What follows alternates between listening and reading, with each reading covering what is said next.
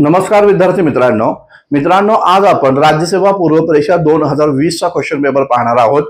या question paper मध्ये आयोगाने आधुनिक भारताच्या इतिहासावर जे प्रश्न विचारले होते ते प्रश्न, त्याची उत्तरं, त्याचं स्पष्टीकरण आणि तो टॉपिकच आपण कव्हर करण्याचा प्रयत्न या सेशन मध्ये या ठिकाणी करणार आहोत। लक्षात घ्या 2020, 2021 आणि 2022 या तिन्ही क्वेश्चन पेपर मध्ये मॉडर्न इंडियावरचे प्रश्न हे जास्त प्रमाणामध्ये आयोगाने विचारले होते असं या ठिकाणी पाहण्यात येतं। 2020 या क्वेश्चन पेपर मध्ये 9 प्रश्न या ठिकाणी विचारले। एन्शियंट मिडिवलवर केवळ 6 प्रश्न या ठिकाणी होते। हा पण मुद्दा आपण या ठिकाणी अधोरेखित करा आणि म्हणून मग हे लक्षात या ठिकाणी ठेवा, एन्शियंट मिडिवलचा अभ्यास चांगल्या पद्धतीने करत असताना आपण मॉडर्न इंडियावर पण तेवढंच या ठिकाणी भर देणं खूप जास्त गरजेचं आहे, हे लक्षात घ्या। बरं, मॉडर्न इंडियावर जे आयोगाने 2020 ला प्रश्न विचारले त्यातले 3-4 प्रश्न असे या ठिकाणी पाहायला भेटले की जे प्रश्न हे विद्यार्थ्यांना आउट ऑफ सिलेबस या ठिकाणी वाटत होते, कधीच पाहिले नाही, कधीच ऐकले नाही, असे प्रश्न इथे या ठिकाणी विचारले होते। आणि म्हणून मग अशा प्रकारच्या आउट ऑफ सिलेबस वर जर प्रश्न या ठिकाणी आयोगाने विचारले तर त्या प्रश्नांचं उत्तर कशा प्रकारे सॉल्व्ह करायची ते पण आपण इथे या ठिकाणी पाहणार आहोत। आणि विशेष म्हणजे कोणते प्रश्न सॉल्व्ह करावे लागतील किंवा कोणते प्रश्न स्किप करावे लागतील ते पण आपल्याला इथे या ठिकाणी पाहणं गरजेचं या ठिकाणी राहील। तर आपण सुरू करूया आजचं हे महत्त्वाचं सेशन। आता लक्षात घ्या 2020 ला एक प्रश्न आपल्याला दिसून येतो, तो म्हणजे जोड्या जुळवाला। आतापर्यंत आपल्याला सवय होती की जोड्या जुळवावर समाज सुधारकांवर प्रश्न येतात किंवा एखादी महत्त्वपूर्ण चळवळ आणि त्या चळवळीमध्ये असणारे विविध प्रकारची व्यक्ती त्यांनी जे कार्य केलं त्याच्यावर प्रश्न येतात। परंतु जोड्या जुळवाला इथं पहिल्यांदाच अशा प्रकारचा प्रश्न या ठिकाणी पाहायला भेटला, ज्यामध्ये ठिकाण आहे आणि दुसऱ्या ठिकाणी कोणत्या प्रांतामध्ये त्या ठिकाणांचा समावेश ब्रिटिशांनी केला या प्रकारचं इथं जोड्या जुळवाला प्रश्न आहे। मयूरभंज आहे, त्याचबरोबर कोल्हापूर आहे, रामपूर आहे आणि भोपाळ आहे। आणि समोर दिलेलं आहे की कोणकोणत्या प्रांतामध्ये या प्रांतांना विलीन केलं गेलं। जसं की आपल्या सर्वांना माहिती आहे की ब्रिटिश राज्यकर्त्यांनी भारतामध्ये एकूण 11 प्रांत निर्माण केले होते। या 11 प्रांतांची रचना त्यांनी त्यांच्या राज्य कारभाराच्या सोयीनुसार केली होती। हा महत्त्वाचा मुद्दा या ठिकाणी अधोरेखित करणं गरजेचं आहे। ब्रिटिशांनी कधीच या ठिकाणी भाषेच्या आधारावर किंवा धर्म आणि संस्कृतीच्या आधारावर किंवा भौगोलिक एकरूपतेच्या आधारावर भारताच्या प्रांतांची रचना केली नाही। तर त्यांना ज्या पद्धतीनं त्यांचा राज्यकारभार सोयीचा या ठिकाणी चालवण्यासाठी ज्या सोयी त्यांना उपलब्ध होत्या त्या सोयीनुसार त्यांनी या ठिकाणी ते प्रांत निर्माण केले होते, हे लक्षात घ्या। आणि म्हणूनच 1920 या नागपूर काँग्रेस अधिवेशनामध्ये सर्वात पहिल्यांदा काँग्रेसने ही भूमिका या ठिकाणी व्यक्त केली की ते म्हणजे देशातून इंग्रज गेल्यानंतर आम्ही भाषेच्या आधारावर या देशाची पुन्हा एकदा प्रांत रचना या ठिकाणी करणार आहोत। या प्रकारचं आश्वासन सर्वप्रथम 1920 या नागपूर काँग्रेस अधिवेशनामध्ये देण्यात आलेला आहे। हा मुद्दा आपल्याला या ठिकाणी लक्षात ठेवणं गरजेचं आहे। आता आपण पाहूया या प्रश्नाच्या माध्यमातून याचं उत्तर। तर पहा, मयूरभंज आहे, कोल्हापूर आहे, रामपूर आहे आणि त्याचबरोबर भोपाळ। आता अशा प्रकारचे 4 पर्याय आपल्याला या ठिकाणी समोर दिसतात। समोर इथं आहे या ठिकाणी मध्यवर्ती राज्यकारभार, मुंबई प्रांतात विलीन, ओरिसा प्रांतात विलीन आणि उत्तर प्रदेशात विलीन। आता यामध्ये सर्वात ओळखीचं ठिकाण कोणतं आहे आपलं, तर लक्षात घ्या यामध्ये सर्वात ओळखीचं ठिकाण आहे कोल्हापूर। कोल्हापूर आज आपण या ठिकाणी पाहतो महाराष्ट्राचा पार्ट आहे, साहजिकच ऑब्विसली। मग इथं आपल्याला दिसतं मध्यवर्ती राज्यकारभार म्हणजेच मध्य प्रांत आहे, मुंबई, ओरिसा आणि उत्तर प्रदेश। मग इथं आपल्याला आपल्या डोक्याला ताण देण्याची गरज आहे, ते म्हणजे कोल्हापूरचं विलिनीकरण त्यांनी या ठिकाणी मुंबई प्रांतात केलं असावं, हे मुद्दा या ठिकाणी घ्या। आणि त्यानंतर मयूरभंज, रामपूर आणि भोपाळ। भोपाळमध्ये आपल्याला या सगळ्यांमध्ये आपला भोपाळ जवळचा आहे। मग भोपाळ जर पाहिलं तर भोपाळ हे शुअरली माहिती आहे मध्य प्रदेश जे आहे या मध्य प्रदेशामध्ये आहे आणि म्हणून मध्य प्रांत किंवा मध्यवर्ती राज्यकारभार म्हणून भोपाळ आपल्याला या ठिकाणी दिसतो। मग इथं आपण पर्यायामध्ये शोधणं गरजेचं आहे की कोल्हापूर बी उत्तर आहे, तर कोल्हापूर बीचं सेकंड आहे, तर सेकंड इथं आहे आणि सेकंड इथं आहे। त्याचनंतर भोपाळ कुठं आहे, तर भोपाळला आपण या ठिकाणी डी ला 1 या ठिकाणी केलं तर E1 इथं आहे। मग यामध्ये आपल्याला दिसून येतं तर पर्याय नंबर 1 हे याचं राईट आन्सर या ठिकाणी आहे। तर या प्रकारे मयूरभंजचं विलिनीकरण या ठिकाणी ओरिसा प्रांतात करण्यात आलं, रामपूरचं विलिनीकरण उत्तर प्रदेशामध्ये करण्यात आलं, कोल्हापूर प्रांताला मुंबई प्रांतात विलीन केला गेला आणि भोपाळ हा मध्यवर्ती राज्यकारभार म्हणजे मध्य प्रांतामध्ये विलीन करण्यात आला. तर आपण आपल्या उत्तरापर्यंत सहजरित्या या ठिकाणी जाऊ शकतो. असं होऊ देऊ नका मित्रांनो की आपण जे वाचलेलं आहे तेच आयोग तुम्हाला प्रश्नामध्ये प्रश्नपत्रिकेमध्ये विचारेल. लक्षात घ्या, राज्यसेवेचा पेपर हा कंबाईनच्या पेपरपेक्षा खूप जास्त डिफरंट आहे आणि इथं तुम्ही जे अभ्यास केलेला आहे तो अभ्यास तुम्हाला अप्लाइड करता येतो का नाही हा सर्वात महत्वाचा मुद्दा या ठिकाणी आहे. तर त्या प्रकारचं तुम्हाला तो अभ्यास इथं अप्लाइड करावा लागणार आहे, हे इथे या ठिकाणी लक्षात घ्या. तर पुढे तशाच प्रकारचा हा प्रश्न होता. पुढचा प्रश्न आपण इथे या ठिकाणी पाहूया. बघा, आता चुकीची जोडी ओळखा अशा प्रकारचा प्रश्न आहे.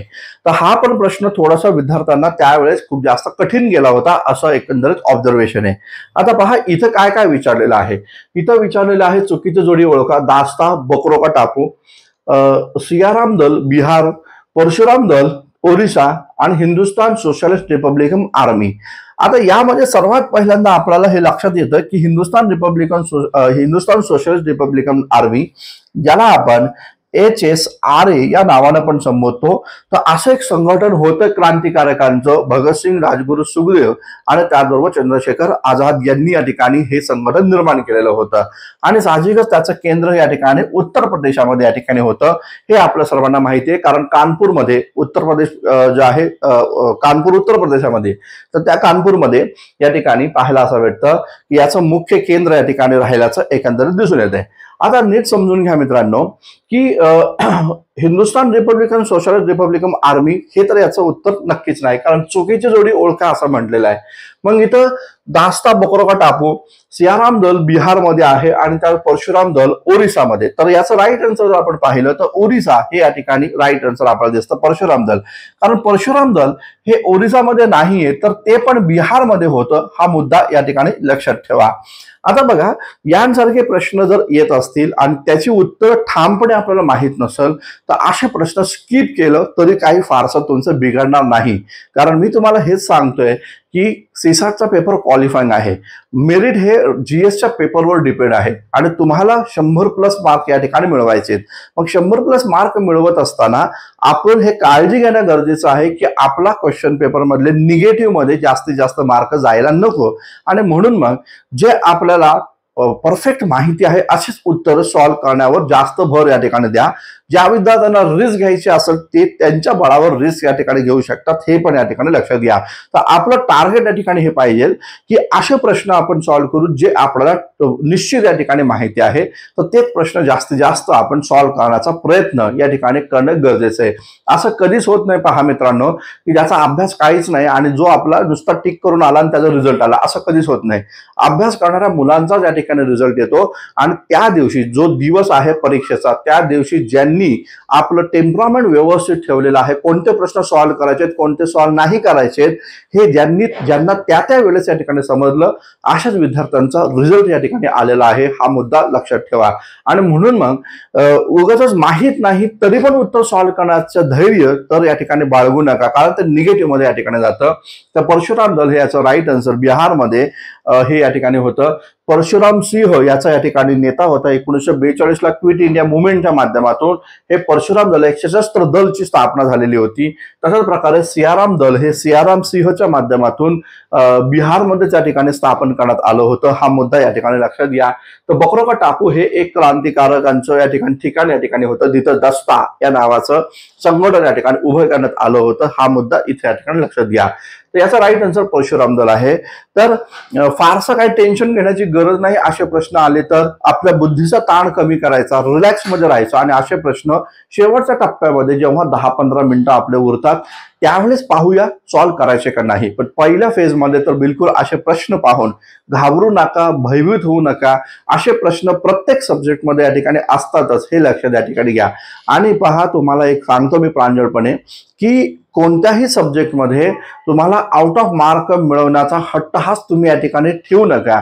तुम्ही या ठिकाणी 15 प्रश्न जर एखाद्या विषयामध्ये असतील तर त्या विषयामधले किमान 13 प्रश्न सॉल्व्ह होतील अशा अपेक्षानंच परीक्षेला या ठिकाणी जावा, हे माझं माझं तुम्हाला या ठिकाणी प्रांजळपणे म्हणणं आहे. म्हणजे अभ्यास सर्व विषयाचा करायचा, कोणता विषय स्किप करू नका. जेवढा तुम्ही इतिहासाचा अभ्यास करता तेवढाच तुम्ही या ठिकाणी विज्ञानाचा करा, तेवढाच भूगोलाचा करा, तेवढाच इकॉनॉमी आणि सायन्स व त्याचबरोबर या ठिकाणी पॉलिटिक्सचा करा, करंट अफेअर पण तेवढंच करा. म्हणजे सर्वांगीण अभ्यास या ठिकाणी ठेवा आणि पैकीच्या पैकी मार्क मिळाले तर उलट चांगलं आहे, परंतु किमान आपले 85% मार्क प्रत्येक सब्जेक्टमध्ये येतील अशी अपेक्षा तुम्ही या ठिकाणी बाळगा आणि त्या पद्धतीचा अप्रोच तुमचा या ठिकाणी असू द्या. हे माझं तुम्हाला शेवटच्या टप्प्यामध्ये या ठिकाणी सांगणं आहे. पुढे आपण पाहूया तिसरा प्रश्न जो आहे तो प्रश्न काय नेमका आहे. हा पण प्रश्न तसा पाहिला तर विद्यार्थ्यांना त्या जमलिंग करणारा या ठिकाणी प्रश्न होता. हा मुद्दा लक्षात घ्या. आता ज्या ज्या विद्यार्थ्यांनी थोडेसे आपले लेक्चर्स व्यवस्थितरित्या पाहिले असतील तर त्या विद्यार्थ्यांना या प्रश्नाचं उत्तर या ठिकाणी त्यावेळेस सॉल्व्ह झालं. त्यावेळेस मी अनअकॅडमीवर टीच करत होतो, तेव्हा त्या विद्यार्थ्यांनी बरोबर हा प्रश्न सॉल्व्ह या ठिकाणी केला होता. आता पहा, पुढीलपैकी कोणत्या स्त्रियांनी स्त्री वर्गाला स्वातंत्र्यासाठीचा अहिंसक लढा उभारण्यास उद्युक्त या ठिकाणी केला. आता अहिंसक लढा याचा अर्थ गांधीवादी लढा, हे लगेच लक्षात या ठिकाणी ठेवा. तर कोणत्या अशा स्त्रिया या ठिकाणी आहेत की ज्या स्त्रियांनी स्त्री वर्गानं स्वातंत्र्य चळवळीमध्ये सहभागी व्हावं आणि अहिंसक मार्गाने त्यांनी लढा द्यावा यासाठी उद्युक्त केला आहे असं म्हटलेलं आहे. आता कमलादेवी चट्टोपाध्याय हे नाव आपल्याला माहिती आहे, हंसा मेहता हे दोन नावं आपल्याला या ठिकाणी माहिती आहेत. कमलादेवी चट्टोपाध्याय आणि हंसा मेहता. तर बघा, कमलादेवी चट्टोपाध्याय कुठे आहे, हंसा मेहता कुठे आहे, तर या प्रकारे दोन ठिकाणी आपल्याला कमलादेवी चट्टोपाध्याय आणि हंसा मेहता इथे या ठिकाणी आपल्याला पाहायला भेटतात. बाकीच्या प्रश्नांकडे बघायची पण गरज नाही, कारण कमलादेवी चट्टोपाध्याय आणि हंसा मेहता हे गांधीजींचे निस्सीम भक्त या ठिकाणी होते असं दिसतं.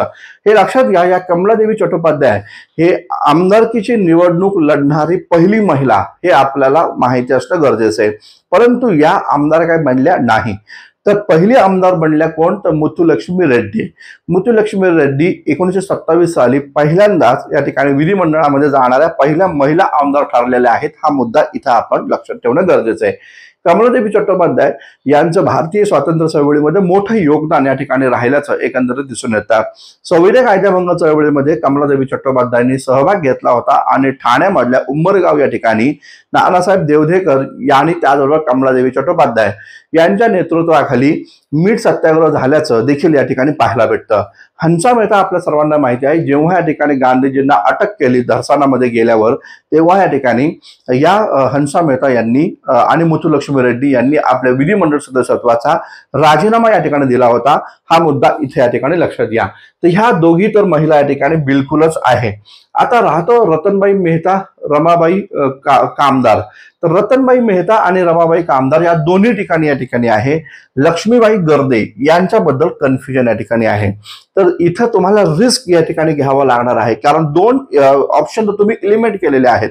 दोनच ऑप्शन मध्ये तुम्हाला एकापैकी राईट आन्सर या ठिकाणी द्यायचे. तर अशा प्रश्नांमध्ये तुम्ही जरूर या ठिकाणी रिस्क घेऊ शकता की दोन पैकी एक या ठिकाणी उत्तर तुम्हाला चूज करायचे. पहिल्या याच्यामध्ये 3 होते बघा, 3 मध्ये तुम्हाला इथं रिस्क घेण्याचे काय अर्थ नाही. एकच पर्याय माहिती होता, बाकीचे 3 या ठिकाणी अनकॉमन या ठिकाणी होते. इथं मात्र तसं नाहीये. इथं 2 उत्तर पर्याय तुम्ही या ठिकाणी एलिमिनेट केलेले आहेत. 2 मध्ये तुम्हाला एक उत्तर राईट आन्सर मध्ये द्यायचं आहे. तर लक्ष्मीबाई गर्दे या सामाजिक सुधारणा चळवळीमध्ये काम करणाऱ्या होत्या, हे लक्षात घ्या. सुधारणा चळवळीमध्ये काम करणाऱ्या लक्ष्मीबाई गर्दे या ठिकाणी आहेत. तर रतनबाई मेहता आणि रमाबाई कामदार या 2 महिला आपल्याला पाहायला भेटतात या ठिकाणी. या प्रकारे सविनय कायदेभंग चळवळीमध्ये मुंबई प्रांतात ते काम करत होत्या, हे या ठिकाणी लक्षात घ्या. तर मुंबई प्रांतातल्या या दोघी पण महिला आपल्याला या ठिकाणी पाहायला भेटतात, ज्यांनी या ठिकाणी सविनय कायदेभंग चळवळीमध्ये सहभाग घेतल्याचं एकंदरीत पाहायला भेटतं. रमाबाई कामदार यांचे जे मिस्टर आहे एन एच कामदार हे या ठिकाणी होते, जे गांधीजींच्या चळवळीमध्ये होते आणि सरोजिनी नायडू यांनी स्थापन केलेल्या होम रूल मध्ये ते या ठिकाणी सहभागी झाले होते. हा पण मुद्दा या ठिकाणी लक्षात घ्या. तर या रमाबाई कामदार आणि रतनबेन मेहता या मुंबई काँग्रेसच्या माध्यमातून त्यांनी या ठिकाणी सविनय कायदेभंग चळवळीत सहभाग घेतल्याचं दिसतं. तर लक्ष्मीबाई गर्दे या सोशल रिफॉर्मर किंवा सामाजिक चळवळ जी आहे त्या सामाजिक चळवळीमध्ये काम करणाऱ्या होत्या. हा मुद्दा या ठिकाणी लक्षात घ्या. त्यामुळे याचा राईट आन्सर पर्याय क्रमांक 3 हे आपल्याला या ठिकाणी पाहायला भेटतं. तर इथं तुम्हाला रिस्क घेण्याचा विषय आहे, तो तुम्हाला या ठिकाणी घ्यायचा आहे की नाही ते तुम्ही तुमच्या या ठिकाणी ठरवायचं आहे. लक्षात घ्या, कंप्लीट सिलेबस कव्हर होतोय नाही होतोय हा आत्ता या ठिकाणी विचार करण्याचा विषय नाहीये. जेव्हा परीक्षेच्या 1 वर्षापासून तुम्ही अभ्यास करता तेव्हा तो सिलेबस कंप्लीट करायचा असतो आणि इथं मग आपल्याला आत्ताच्या या कमी वेळामध्ये आपण त्या ठिकाणी त्या दिवशी काय निर्णय घेतो त्याला खूप जास्त महत्वाचं या ठिकाणी इलिमिनेशन मेथड जसे युपीएससीचे विद्यार्थी लावतात तशा प्रकारचं इलिमिनेशन मेथड तुम्हाला लावावी लागणारच आहे हे इथं या ठिकाणी लक्षात घ्या. ठीक आहे, या प्रश्नाबद्दल आपल्याला कथा स्वातंत्र्याची या पुस्तकामध्ये माहिती या ठिकाणी मिळते. तर लक्ष्मीबाई गर्दे यांची पण माहिती कथा स्वातंत्र्याची या पुस्तकामध्ये आपल्याला आहे. कुमार केतकर यांचं ते पुस्तक आहे. कामदार रमाबाई कामदार आणि रतनबाई मेहता मुंबईतील सविनय कायदेभंग चळवळीत सहभागी असणाऱ्या ज्या स्त्रिया होत्या त्यांची नावं तुम्हाला त्या कथा स्वातंत्र्याच्या पुस्तकामध्ये या ठिकाणी जरूर पाहायला भेटेल. आणि महात्मा फुल्यांच्या चळवळीमध्ये जेव्हा महात्मा फुल्यांनी एक सत्याग्रह केलं, एक न्हाव्यांची संप करणारी सभा घेतली होती, तेव्हा गर्दे त्यांच्या पत्नीसह या ठिकाणी म्हणजे लक्ष्मीबाई गर्दे हे या ठिकाणी उपस्थित होते असं एकंदरीत रेफरन्स आपल्याला या ठिकाणी मिळतोय. तर त्या पुस्तकाच्या आधारावर आपण या ठिकाणी या प्रश्नाचा राईट आन्सर ABCD असं आहे हा मुद्दा लक्षात ठेवा. ठीक आहे, तर या प्रकारे वाचन इतिहासामध्ये खूप जास्त दांडगं या ठिकाणी लागतं आणि जरी दांडगं नसलं तरी तुम्ही ते कॉमन सेन्स वापरून उत्तर या ठिकाणी सॉल्व्ह करू शकता. आता हा प्रश्न व्यवस्थितरित्या या ठिकाणी पहा. 2020चा क्वेश्चन पेपर या ठिकाणी आहे की पुढे दिलेल्या हैदराबाद स्टेट काँग्रेसचे नेते आणि त्यांची कामं व कामाचे ठिकाणं यांच्या जोड्या जुळवा अशा प्रकारचा प्रश्न इथं आयोगानं तुम्हाला या ठिकाणी विचारलेला आहे. तर हैदराबाद मुक्ती संग्राम किंवा मराठवाडा मुक्ती संग्राम हा खूप इम्पॉर्टंट टॉपिक राहील बरं का या वर्षीच्या क्वेश्चन पेपरमध्ये. कारण साधारणतः 70-75 वर्षांचा कालखंड या ठिकाणी झालेला आहे या प्रकारच्या हैदराबाद मुक्ती संग्रामच्या लढ्याला. त्यामुळे तो व्यवस्थित या ठिकाणी पहा. घाबरण्याचं कारण नाही. या प्रश्नामुळं आपण पूर्ण टॉपिकच हैदराबाद मुक्ती संग्राम किंवा मराठवाडा मुक्ती संग्राम तो संपूर्ण टॉपिक इथं आपण या ठिकाणी रिवाइज करणार आहोत. तो टॉपिक इथे या ठिकाणी कव्हर करणार आहोत. तर या प्रश्न आधी पाहूया आणि नंतर मग या प्रश्नाच्या उत्तरापर्यंत आणि त्याच्या स्पष्टीकरणाकडे आपण या ठिकाणी जाऊया. गोविंदभाई श्रॉफ आहे, एम रामचंद्र राव या ठिकाणी आहे, डॉक्टर मेळकोट आहे आणि त्याचबरोबर दिगंबरराव बिंदू या ठिकाणी आहे. दिगंबरराव बिंदू यांच्यावर मेन्सला आयोगाने प्रश्न विचारला होता आणि गोविंदभाई श्रॉफ यांच्यावर पण मेन्सला आयोगाने प्रश्न विचारले होते. तर हे लक्षात असू द्या. आता हे तर आपल्याला माहिती आहे गोविंदभाई श्रॉफ आहे, स्वामी रामानंद तीर्थ या ठिकाणी आहे. हे दोन असे लीडर होते की ज्यांनी मराठवाड्याच्या लढ्याचं या ठिकाणी नेतृत्व केलं होतं. तर गोविंदभाई श्रॉफ आणि स्वामी रामानंद तीर्थ या दोघांनी या ठिकाणी मराठवाड्या लढ्याचं नेतृत्व केलं होतं. दिगंबरराव बिंदू जे आहेत हे पण खूप इम्पॉर्टंट आहे. इयत्ता 11वीच्या जुन्या पुस्तकामध्ये यांचा रेफरन्स सहजरित्या या ठिकाणी मिळतो. जे ऍक्शन कमिटीच्या या ठिकाणी प्रमुख या ठिकाणी होते, ज्यांनी या निजामाच्या विरोधामध्ये लष्करी कारवाया केल्या होत्या आणि यांचाच एक कार्यकर्ता होता नारायणराव पवार, ज्याने निजामावर बॉम्ब टाकण्याचा प्रयत्न देखील केला होता असं देखील माहिती या ठिकाणी मिळते. तर गोविंदभाई श्रॉफ मराठवाडा लढ्याचे प्रमुख आहे असं इथं म्हणलेलं आहे. पर्याय 3 इथं या ठिकाणी दिसून येतो. आणि दिगंबरराव बिंदू जे आहे ते ऍक्शन कमिटीचे प्रमुख आहे. मग इथं डी मध्ये आपल्याला पहिलं ऑप्शन काय दिसतंय हे या ठिकाणी दिसतं. त्यामुळे याचा राईट आन्सर पर्याय नंबर 4 हे या ठिकाणी आहे. हा मुद्दा लगेचच्या लगेच या ठिकाणी समजून घेता येईल आपल्याला. पुढे पाहूया. रामचंद्रराव हे या ठिकाणी आपल्याला दिसतात. रामचंद्रराव जे आहे ते आंध्र भागामध्ये आंदोलन उभारतात. तर डॉक्टर मेळकोटे जे आहेत ते या ठिकाणी हैदराबाद आणि सिकंदराबाद क्षेत्रामध्ये इथं आंदोलन उभारताना एकंदरीत दिसून येतं. तर या प्रकारचा हैदराबाद मुक्ती संग्रामाशी संबंधित हा महत्वाचा प्रश्न आपण इथे या ठिकाणी पाहिला.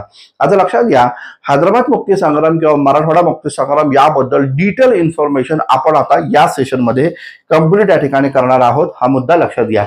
आता हैदराबाद मुक्ती संग्रामामध्ये काय काय महत्वाच्या बिंदूंवर आपल्याला फोकस द्यायचा आहे ते इथं लक्षात ठेवणं गरजेचं आहे. ही पीपीटी पण व्यवस्थितरित्या वाचा, लेक्चर पण व्यवस्थितरित्या या ठिकाणी पाहून घ्या. पहा, हैदराबाद मुक्ती संग्राममध्ये हैदराबाद काँग्रेसचे नेते जे आहेत स्वामी रामानंद तीर्थ आणि त्याचबरोबर गोविंदभाई श्रॉफ या ठिकाणी आहेत. हे दोन प्रमुख लीडर आहेत मराठवाडा मुक्ती संग्रामाचे. तर या दोघांनी 1938 साली काँग्रेस प्रजा मंडळ स्थापन केलेलं आहे असं एकंदरीत दिसून येतं.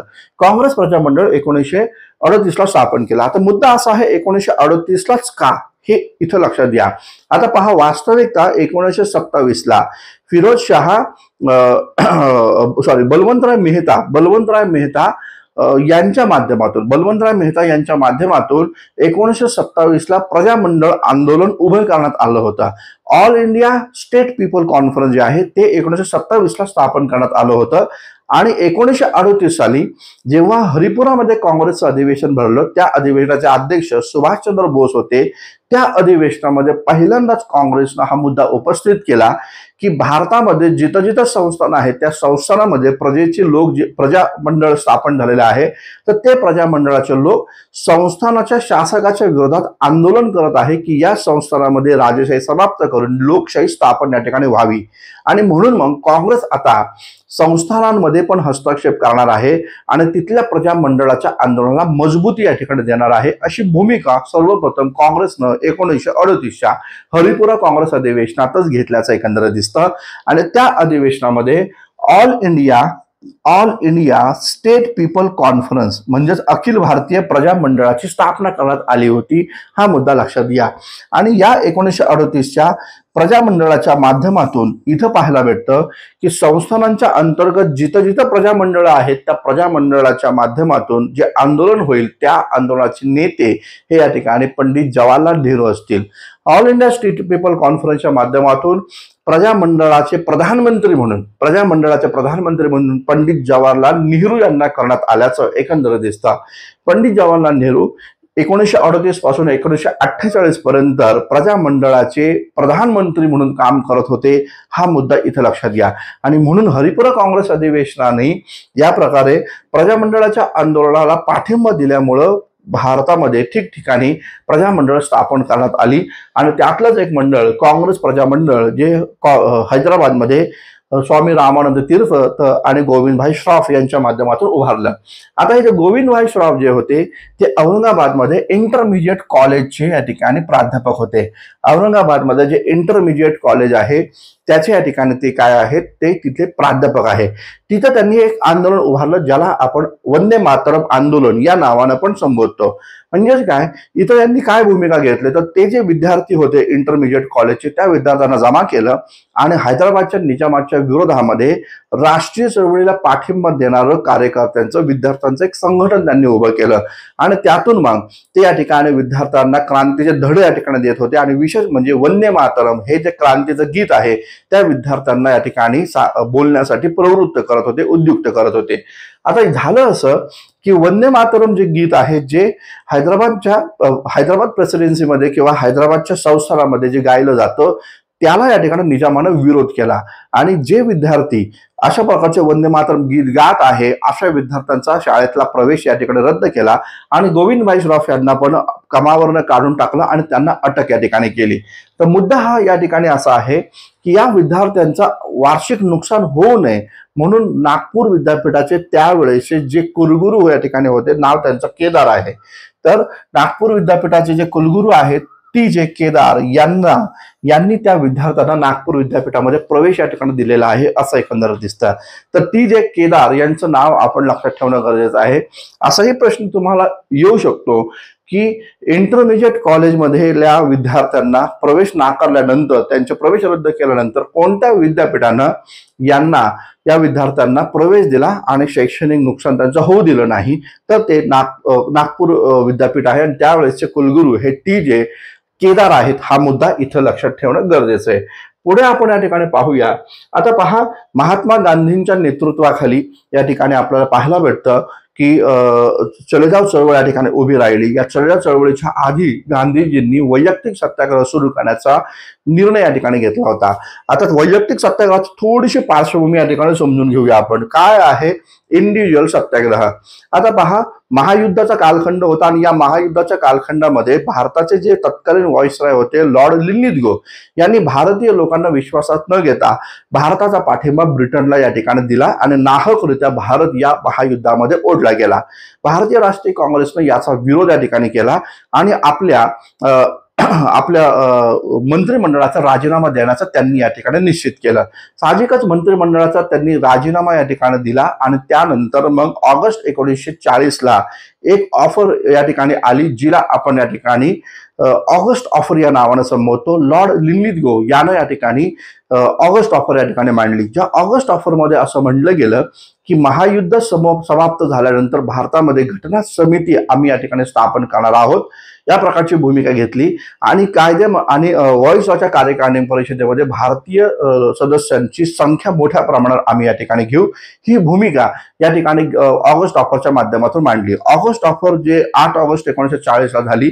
लक्षात घ्या यामध्ये सर्वात महत्वाचा मुद्दा असा आहे की या ऑगस्ट ऑफरनं सर्वात पहिल्यांदा भारतासाठी संविधान सभा किंवा या ठिकाणी घटना समिती स्थापन करू या प्रकारची शाश्वती भारतीयांना दिलेली आहे. यावर युपीएससीने एकदा प्रश्न विचारला होता आणि त्यामुळे तो व्यवस्थित आपण पहा की घटना समिती निर्माण करणार आहोत अशा प्रकारचं आश्वासन सर्वप्रथम इंग्रजांनी भारतीयांना कोणत्या समितीच्या माध्यमातून दिलं किंवा कोणत्या ऑफरच्या माध्यमातून दिलं तर ऑगस्ट ऑफर हा मुद्दा लक्षात घ्या. आता झालं असं की ऑगस्ट ऑफरनं आपल्याला डॉमिनंट स्टेट देणार आहोत असं निश्चित करून सांगितलं होतं. परंतु काँग्रेस असं म्हणणं होतं की नाही आमची मागणी संपूर्ण स्वातंत्र्याची आहे. काँग्रेस म्हणत होती की लॉर्ड लिनलिथगोनं महायुद्ध समाप्त झाल्यानंतर भारताच्या स्वातंत्र्याची घोषणा करावी. मात्र त्यांनी संपूर्ण स्वातंत्र्याची घोषणा न करता डॉमिनंट स्टेटची घोषणा केली होती. हा मुद्दा इथे या ठिकाणी लक्षात घ्या जो काँग्रेसला अमान्य होता. म्हणून रामगडमध्ये सप्टेंबर 1940 ला एक अधिवेशन झालं. त्या अधिवेशनाचे अध्यक्ष मौलाना अबुल कलाम आझाद राहिले आणि तिथं ठरलं गेलं की आता आपण इंग्रजांच्या विरोधामध्ये जन आंदोलन उभारण्यापेक्षा इंडिव्हिज्युअल सत्याग्रह या ठिकाणी करू, वैयक्तिक सत्याग्रह करू. ज्या वैयक्तिक सत्याग्रहाचे पहिले सत्याग्रही म्हणून महात्मा गांधीजी यांनी आचार्य विनोबा भावे यांना नियुक्त केलं होतं. यांना जबाबदारी दिली होती. साहजिकच पहिले सत्याग्रही आचार्य विनोबा भावे होते. बस एवढंच या ठिकाणी लक्षात ठेवा. आता लक्षात घ्या या वैयक्तिक सत्याग्रहाला या ठिकाणी चलो दिल्ली आंदोलन या नावानं पण संबोधलं जातं. काय चलो दिल्ली आंदोलन या नावानं पण संबोधलं जातं. का बरं तर या वैयक्तिक सत्याग्रहामध्ये कसल्याही प्रकारचं जन आंदोलन नव्हतं. परंतु या सत्याग्रहामध्ये युद्धविरोधी घोषणा युद्धविरोधी भाषण देऊन समाजाला तयार करायचं होतं आणि गावात लोक जमल्यानंतर भाषणं सगळी झाल्यानंतर घोषणा सगळी दिल्यानंतर ज्या दिशेला दिल्ली आहे गावाच्या ज्या दिशेला दिल्ली आहे त्या दिशेनं या ठिकाणी कूच करायची होती. जोपर्यंत इंग्रज या लोकांना अटक करत नाही तोपर्यंत ती मूव या ठिकाणी करायची होती. आणि म्हणून मग दिल्लीकडे जायचं होतं म्हणून चलो दिल्ली आंदोलन या नावानं पण इंडिव्हिज्युअल सत्याग्रहाला संबोधलं जातं. हा पण महत्वाचा मुद्दा या ठिकाणी लक्षात घ्या.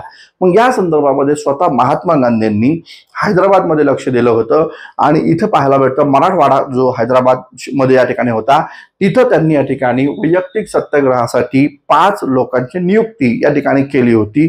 ते 5 लोक कोण होते असाही प्रश्न तुम्हाला विचारला जाईल. त्यामध्ये एक होते स्वामी रामानंद तीर्थ जे बीड मधले आहेत. हिरालाल कोटेचा जे बीड मध्ये आहे म्हणजे यांना इथं या ठिकाणी आंदोलनाचं यांनी नेतृत्व करायचं असं ठरवलं गेलं. उस्मानाबाद मध्ये देवरामजी चव्हाण यांच्यावरती जबाबदारी सोपवली होती. औरंगाबादमध्ये अच्युतराव देशपांडे आणि त्याचबरोबर बीडमध्ये आणखी या ठिकाणी मोतीलाल मंत्री या 5 लोकांची नियुक्ती या ठिकाणी वैयक्तिक सत्याग्रहासाठी स्वतः महात्मा गांधींनी केली होती. हा मुद्दा इथे या ठिकाणी लक्षात घ्या. इथं गोविंदभाई श्रॉफ यांचा उल्लेख नाही कारण ते त्यावेळेस तुरुंगामध्ये होते. हा लक्षात घ्या. पुढे पाहायला भेटतं 16 ऑगस्ट 1942 ला स्वामी रामानंद तीर्थ यांच्या नेतृत्वाखाली मराठवाड्यात छोडो भारत आंदोलनाला सुरुवात झाली. क्विट इंडिया मुवमेंट जे आहे त्या क्विट इंडिया मुवमेंट ही महात्मा गांधींनी जी सुरू केली होती 8 ऑगस्ट 1942 पासून तर तिथं मराठवाड्यामध्ये 16 ऑगस्ट 1942 ला सुरू झाली स्वामी रामानंद तीर्थ यांच्या नेतृत्वाखाली. मग साहजिकच या प्रकारच्या छोडो भारत आंदोलनाला विरोध मोठ्या प्रमाणात होता निजामाचा. निजामाला असं वाटत होतं छोडो भारत आंदोलनाच्या माध्यमातून निजामाच्या विरोधात पण सर्वसामान्य लोक आंदोलन करतील बंड करतील ते होऊ द्यायचं नव्हतं. म्हणून या आंदोलनाचे नेते असणारे स्वामी रामानंद तीर्थ यांना नामपल्ली स्टेशन जे आहे त्या नामपल्ली स्टेशनवर निजामानं अटक केलेला आहे. हा मुद्दा लक्षात घ्या. तर नामपल्ली स्टेशन खूप इम्पॉर्टंट आहे. नामपल्ली स्टेशनवर या स्वामी रामानंद तीर्थ यांना अटक केली. त्याचबरोबर सेनापती बापट यांना पण अटक केली होती नामपल्ली स्टेशनवर. मुद्दा लक्षात घ्या. पुढे आपल्याला या ठिकाणी पाहायला भेटतं की या निजामानं जी प्रजामंडळाचं जे आंदोलन आहे ते दडपून टाकण्यासाठी एक लष्करी निमलष्करी संघटन हाताशी धरलं होतं. त्या संघटनेचं नाव काय होतं, तर ती संघटन म्हणजे इत्तेहादुल मुसलमीन. तर इत्तेहादुल मुसलमीन या नावाचं ते संघटन या ठिकाणी होतं. इथं ज्याचा अध्यक्ष कासिम रझवी या ठिकाणी होता, ज्याला या ठिकाणी रझाकार या नावानं संबोधलं जातं. तर कासिम रझवी म्हणजे रझाकार हा या ठिकाणी या इत्तेहादुल मुसलमीन या संघटनेचा या ठिकाणी अध्यक्ष होता आणि ही रझाकारांची संघटना म्हणून संबोधलं जातं. तर या संघटनेनं सामान्य लोकांचं खूप जास्त शोषण केलं होतं. सामान्य लोकांना सामान्य लोकांवर मोठ्या प्रमाणात गोळीबार केला होता आणि त्यांना या ठिकाणी यमसदनी धाडलं होतं. खूप मोठ्या प्रमाणात अत्याचार सामान्य लोकांवर या रझाकारानं केल्याचं एकंदरीत या ठिकाणी पाहायला भेटतं. इथं हे नाव लक्षात ठेवायचं, गोविंदराव या ठिकाणी पानसरे. गोविंदराव पानसरे याची हत्या या ठिकाणी केली होती या कासिम रझवी यानं, जे काँग्रेस प्रजामंडळाचे प्रमुख नेते या ठिकाणी होते. तर इथं पाहायला भेटतं, तर हे गोविंदराव पानसरे जे आहेत ते या ठिकाणी प्रजा काँग्रेसचे पहिले हुतात्मा ठरलेले आहेत. हा मुद्दा लक्षात घ्या. आयोगानं जर प्रश्न विचारला की मराठवाडा मुक्ती संग्रामामध्ये प्रजा काँग्रेसचे हुतात्मा ठरलेले पहिली व्यक्ती कोण, तर नाव त्याचं काय आहे, तर गोविंदराव पानसरे. आणि जर समजा असा प्रश्न विचारला की मराठवाडा मुक्ती संग्रामामध्ये पहिला हुतात्मा ठरलेला व्यक्ती कोण, तर त्याचं नाव आहे वेद प्रकाश. ठीक आहे, तर त्याचं नाव आहे वेद प्रकाश. वेद प्रकाशवर मी नंतर या ठिकाणी बोलणारच आहे. तर वेद प्रकाश हा पहिला व्यक्ती जो मराठवाडा मुक्ती संग्रामामध्ये हुतात्मा ठरला, हा आर्य समाजाशी संबंधित व्यक्ती आहे. हा मुद्दा लक्षात घ्या. परंतु प्रजा काँग्रेसचा पहिला हुतात्मा कोण, तर या ठिकाणी गोविंदराव पानसरे. मुद्दा नीट या ठिकाणी लक्षात ठेवा. पाहायला भेटतं त्यानंतर या 16 जून 1947ला प्रजा काँग्रेसचं पहिलं अधिवेशन मुर्शिदाबादमध्ये झालं. ठीक आहे, तर कुठे झालं, तर मुर्शिदाबाद जे आहे तर त्या मुर्शिदाबादमध्ये प्रजा काँग्रेसचं पहिलं अधिवेशन या ठिकाणी पार पाडलं. आता या अधिवेशनाचे अध्यक्ष साहजिकच स्वामी रामानंद तीर्थ होते आणि या अधिवेशनाला कमलादेवी चट्टोपाध्याय सहभागी या ठिकाणी होणार होत्या. कमलादेवी चट्टोपाध्याय इथे या ठिकाणी सहभागी होणार होत्या. आणि झालं असं, या अधिवेशनाला या ठिकाणी निजामानं परवानगी नाकारली. तर देखील प्रजा काँग्रेसच्या लोकांनी ठरवलं, काही जरी झालं तरी आम्ही हे अधिवेशन करणारच आहोत, अधिवेशन होणारच आहे. अशा प्रकारे आपल्याला या ठिकाणी पाहायला भेटलं. साहजिकच ही अधिवेशन आणि या अधिवेशनाला जमलेल्या लोकांवर मोठ्या प्रमाणावर दगडफेक करण्यात आली. ही सभा उद्ध्वस्त करण्यासाठी या कासिम रझवीनं या ठिकाणी मोठ्या प्रमाणात कंबर कसलेली होती, असं एकंदर दिसतं. आता बघा, 16 जून 1947 म्हणजेच आपल्याला हे लक्षात आलं पाहिजे की हा कालखंड कुठला आहे, तर हा कालखंड आहे भारताला स्वातंत्र्य मिळण्याचा कालखंड. आणि त्या काळामध्ये क्लेमेंट ॲटलीनं भारताला स्वातंत्र्य देणार आहोत जून 1948च्या पूर्वी हे निश्चित केलेलं होतं, हे लक्षात घ्या. आणि त्यानंतर माउंटबॅटन जो आला भारतामध्ये, तर त्या माउंटबॅटननं हे पण निश्चित केलेलं होतं, 3 जूनची त्याची या ठिकाणी योजना आहे की आम्ही 15 ऑगस्ट 1947ला देशाला स्वातंत्र्य देत आहोत. हे तारीख त्यानं निश्चित केली होती 3 जून 1947ला. तर हे पण मुद्दा या ठिकाणी लक्षात घ्या. म्हणजे भारताला स्वातंत्र्य मिळणार आहे हे निश्चित झालेलं होतं. आणि मग त्यावेळेस त्यांनी हे आंदोलन उभारल्याचं एकंदर दिसतं. कारण हैदराबादचा विषय जो होता, हैदराबादनं देखील भारतीय संघराज्यामध्ये विलीन व्हावं अशी भूमिका इथल्या प्रजामंडळाच्या नेत्यांची होती. ही सभा त्यांनी उद्ध्वस्त केल्याचं एकंदर दिसतं. ठिकठिकाणी हाहाकार या ठिकाणी माजला. आता हा जो रझवी होता किंवा रझाकाराची जी संघटना होती, ती सामान्य लोकांवर खूप जास्त अन्याय करत होती आणि प्रजामंडळाच्या कार्यकर्त्यांवर बेछूट गोळीबार करून खूप साऱ्या क्रांतिकारकांना, खूप साऱ्या कार्यकर्त्यांना ती या ठिकाणी मृत्यूसदनी पाठवत होती, असं एकंदर दिसतं. मग याला प्रतिक्रिया देण्यासाठी काही आपल्याकडे पण ऍक्शन कमिटी स्थापन करावी अशी भूमिका तिथल्या क्रांतिकारकांना वाटली. आणि त्यातूनच मग हे जे दिगंबर बिंदू जे आहेत, हे दिगंबर बिंदूंच्या नेतृत्वाखाली ऍक्शन कमिटीची स्थापना करण्यात आलेली आहे, असं एकंदर दिसतं. मग या ऍक्शन कमिटीच्या माध्यमातून मराठवाडा, कर्नाटक आणि तेलंगणाच्या सीमेवर सशस्त्र कॅम्पस या ठिकाणी उभारल्याचं एकंदर दिसून येतं. आणि त्या सीमारेषेवरनं रझाकारांच्या संघटनेच्या विरोधामध्ये किंवा निजामाच्या लष्कराच्या विरोधामध्ये सशस्त्र लढा या ठिकाणी दिला गेला. ऍक्शन कमिटीच्या द्वारे दिगंबरा बिंदू हे त्याचे प्रमुख या ठिकाणी होते. यांनी मराठवाडा, कर्नाटक आणि तेलंगणाच्या सीमेरेषेवरनं लढा दिल्याचं दिसतं. यांच्यावरच आयोगानं प्रश्न विचारलेला आहे, तो आता आपण इथं पाहिला. आता लक्षात घ्या, यांचं जे कार्यकर्ता नाव आहे त्यांचं नारायण पवार. नारायण पवार यानं निजामावर बॉम्ब फेकून त्याला मारण्याचा प्रयत्न या दरम्यान केल्याचं एकंदर दिसतं, मात्र निजाम त्यातनं या ठिकाणी बचावलेला आहे असं देखील या ठिकाणी पाहायला भेटतं. तर हे मुद्दे या ठिकाणी लक्षात ठेवा, ही नावं या ठिकाणी लक्षात ठेवा, असे प्रश्न या ठिकाणी विचारले जाऊ शकतात. आता झालं असं, देशाला स्वातंत्र्य मिळणार आहे, परंतु हैदराबादच्या त्या संदर्भामध्ये कसल्याही प्रकारची भूमिका नाही आहे. हैदराबाद संस्थान भारतीय संघराज्यामध्ये विलीन होण्यास तयार नव्हतं, ते स्वतःला स्वतंत्र ठेवत होतं आणि प्रसंगी त्यांनी पाकिस्तानकडनं शस्त्र देखील भारतामध्ये या ठिकाणी कसे येतील याचा प्रयत्न या ठिकाणी केला होता. मग या संदर्भामध्ये पाहायला भेटतं, जुलै 1947ला प्रजा काँग्रेसचं या ठिकाणी दुसरं अधिवेशन या ठिकाणी भरलं स्वामी रामानंद तीर्थ यांच्या अध्यक्षतेखाली. आणि मग त्या अधिवेशनामध्ये 7 ऑगस्ट हा जो दिवस आहे, लक्षात घ्या, 7 ऑगस्ट हा दिवस भारताच्या संघराज्यात हैदराबादचा सामील होण्याचा दिवस म्हणून या ठिकाणी निश्चित करण्यात आलं. तर ही तारीख इम्पॉर्टंट आहे 7 ऑगस्टची. ठीक आहे, तर इथं अशा प्रकारचे प्रश्न येऊ शकतात, तारखांवर पण प्रश्न कदाचित येऊ शकतात. तर 7 ऑगस्ट हा दिवस हैदराबाद भारतीय संघराज्यामध्ये विलीन होईल अशा प्रकारचा दिवस इथे या ठिकाणी निश्चित केला. साहजिकच निजाम या सगळ्या गोष्टींचा विरोधात होता. हे सगळं कोण करत होतं? काँग्रेस प्रजा मंडळ करत होती, हे इथे या ठिकाणी लक्षात घ्या. तर 7 ऑगस्ट हा भारताच्या संघराज्यात हैदराबादला सामील करून घेण्याचा मुद्दा इथे दिवस या ठिकाणी ठरला गेला. आणि 15 ऑगस्टला भारतीय स्वातंत्र्य दिन साजरा करण्याचं निश्चित केलं. जो झेंडा होता काँग्रेसचा तोच राष्ट्र झेंडा आहे आणि तो झेंडा या ठिकाणी आपण 15 ऑगस्टला फडकवायचा आहे असं काँग्रेस प्रजा मंडळानं निश्चित केलं होतं, हे इथे या ठिकाणी लक्षात घ्या. आता पहा निजामाचा स्टँड काय होता. निजामाचा स्टँड असा होता की हे जे राज्य आहे माझं राज्य आहे आणि मी इन्स्ट्रुमेंट ऑफ ॲक्सेशनवर स्वाक्षरी केली नाही. म्हणजे भारताच्या संघराज्यामध्ये संमिलीकरणाच्या करारपत्रावर माझी स्वाक्षरी नाही, मी स्वतःला स्वतंत्र राज्य म्हणून या ठिकाणी घोषित करणार आहोत, हे निजामाचं स्टँड होतं. आणि प्रजामंडळ त्या स्टँडला कठोर विरोध करत होती. प्रजामंडळाचं म्हणणं होतं निजामाची राजेशाही समाप्त करून भारतीय संघराज्यातच हैदराबादचं विलिनीकरण या ठिकाणी व्हावं, हे प्रजामंडळाची भूमिका या संदर्भात राहिल्याचं एकंदरीत दिसतं. आता झालं असं, प्रजामंडळानं सांगितलं की हा दिवस आम्ही या ठिकाणी 7 ऑगस्ट संघराज्यात विलीन करण्याचा दिवस ठरवतोय आणि 15 ऑगस्टला भारताचा राष्ट्रध्वज आम्ही इथं फडकवण्याचा निश्चित करत आहोत, तो स्वातंत्र्य दिन आहे असं आम्ही ठरवत आहे. आता निजामानं स्टँड घेतला की विदेशी राज्याचा झेंडा आपल्या राज्यामध्ये फडकू देणार नाही.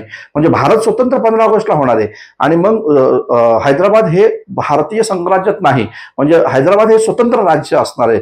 मग भारताचा झेंडा म्हणजे विदेशी राज्याचा झेंडा आम्ही आमच्या भूमीवर फडकू देणार नाही असं स्टँड त्यावेळेस निजामाने या ठिकाणी घेतल्याचं या ठिकाणी दिसतं. आणि म्हणून मग त्यानं स्वतःला ताबडतोब या ठिकाणी स्वतंत्र जाहीर केलं. आणि स्वतंत्र जाहीर करत असताना प्रधानमंत्री म्हणून स्वतः तो राजाचा प्रमुख राहिला निजाम आणि प्रधानमंत्री म्हणून त्यानं मीर लायक अली या व्यक्तीची नियुक्ती केली. इथं प्रश्न विचारला जाण्याची शक्यता आहे. तर मीर लायक अलीला हैदराबाद संस्थानचा या ठिकाणी प्रधानमंत्री त्यानं नियुक्त केलेला आहे असं एकंदरीत दिसतं. परराष्ट्राचा ध्वज आपल्या राज्यात न फडकवण्याचे फरमान त्यानं काढलेले आहेत. म्हणजे प्रजामंडळाला विरोध करण्याची भूमिका त्याची या ठिकाणी राहिलेली आहे.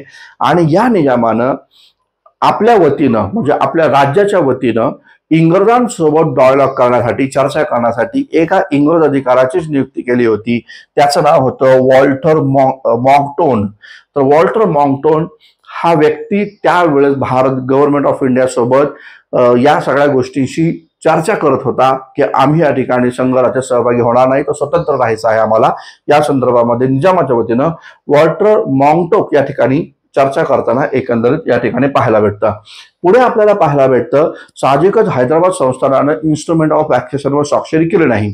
त्यानं त्यावेळेसचे जे गृहमंत्री या ठिकाणी होते आणि संस्थान विलिनीकरणाचं डिपार्टमेंट ज्यांच्याकडे होतं असे परमादरणीय सरदार वल्लभभाई पटेल जे आहे, भारताचे लोहपुरुष त्यांना म्हणलं जातं, तर त्या सरदार वल्लभभाई पटेल यांना देखील अंधारात ठेवण्याचं कार्य त्यांनी केलं. वेळ त्यांच्याकडनं मागितला. खूप वेळ दिल्यानंतर पण निजामाचे इरादे वेगळे होते. त्याला पाकिस्तानकडनं शस्त्र साठा मिळत होता, शस्त्र मिळत होते. त्यांनी पाकिस्तानकडनं मोठ्या प्रमाणात शस्त्र भारतात आणले होते. या सर्व गोष्टींची चाहूल जेव्हा सरदार वल्लभभाई पटेल यांना या ठिकाणी लक्षात आली, तेव्हा या निजामाच्या विरोधात लष्करी कारवाई करण्याचा निर्णय त्यांनी घेतला, आदेश त्यांनी दिले आणि त्या माध्यमातून ऑपरेशन पोलो हे इथे या ठिकाणी राबवलं गेलेलं आहे असं एकंदरीत दिसतं.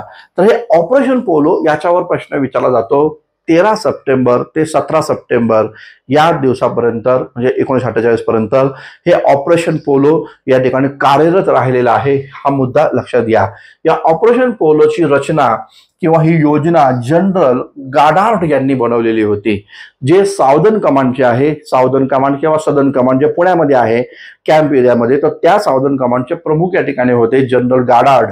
तर त्यांनी ती योजना आखली ऑपरेशन पोलो, आणि या ऑपरेशन पोलो मध्ये हे लोक या ठिकाणी सहभागी होते, हे या ठिकाणी लष्कर प्रमुख सहभागी होते।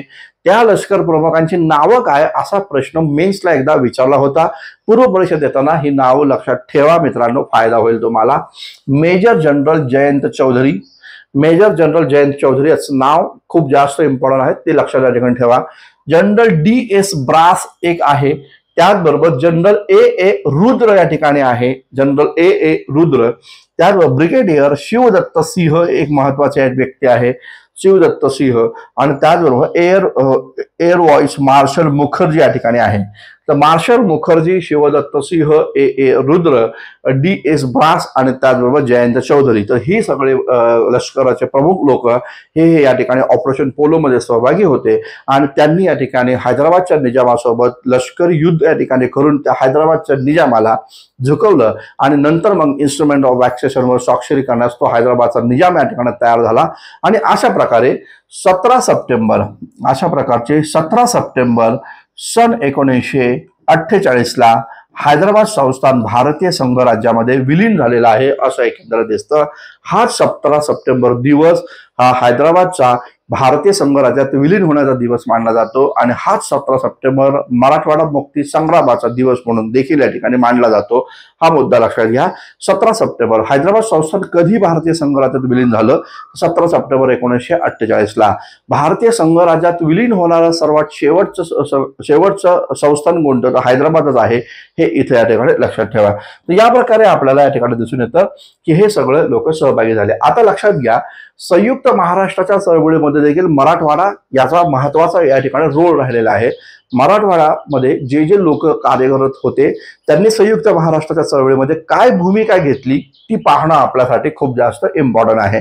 संयुक्त महाराष्ट्रावर पण एखादं लेक्चर करण्याचा प्रयत्न माझा असणार आहे, काही काळजी करायची नाही। देवीसिंह चौहान हे या ठिकाणी स्वामी रामानंद तीर्थ यांच्या ठिकाणी अत्यंत जवळचे कार्यकर्ते, त्यांनी मराठवाड्याचं प्रतिनिधित्व केलं आहे संयुक्त महाराष्ट्राच्या चळवळीमध्ये, हे लक्षात घ्या। स्वामी रामानंद तीर्थ यांनी पूर्णपणे भूमिका घेतलेली होती की बिनशर्त आम्ही पाठिंबा तुम्हाला देत आहोत, कशासाठी? मराठवाड्याचं संयुक्त महाराष्ट्रामध्ये या ठिकाणी विलीन करण्यासाठी बिनशर्त पाठिंबा देत आहोत। स्वामी रामानंद तीर्थ यांनी या ठिकाणी या देवीसिंह यांना तिथं नियुक्त केलेलं आहे असं एकंदर दिसतं। बेगमपेठ नीट लक्षात घ्या, बेगमपेठ तिथं या ठिकाणी या स्वामी रामानंद तीर्थ यांची समाधी आहे, तिथं त्यांचं निधन झालं, बेगमपेठ, हे लक्षात घ्या। त्यांच्या समाधीचं ठिकाण विचारलं जाऊ शकतं, तर बेगमपेठ त्यांच्या समाधीचं ठिकाण आहे, हे लक्षात घ्या। पुढे देवीसिंह यांनी या ठिकाणी संयुक्त महाराष्ट्राच्या करारपत्रावर स्वाक्षरी केली मराठवाड्याच्या वतीनं, हा पण मुद्दा लक्षात ठेवा। पुढे पाहायला भेटतं ब्रिजलाल बियाणी हे एक नाव आहे।